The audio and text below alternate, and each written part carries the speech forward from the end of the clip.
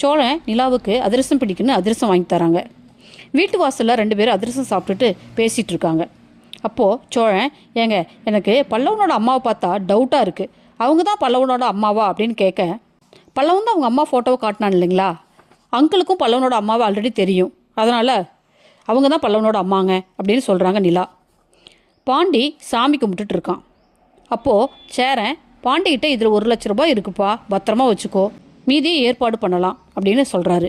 கிச்சனில் சமைச்சிட்டு இருந்த கோமல் பணம் 1 லட்சம்னு காதில் விழுந்த உடனே உஷாரா என்ன பேசுகிறாங்கன்னு கவனிக்கிறாங்க.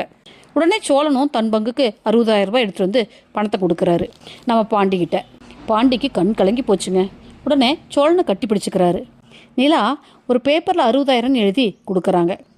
பாண்டி, இன்னைக்கு ஈவினிங் எனக்கு அமௌண்ட் வந்துடும், நானும் கேஷாக ஈவினிங் கொண்டு வந்து தரேன் அப்படின்னு சொல்கிறாங்க நிலா.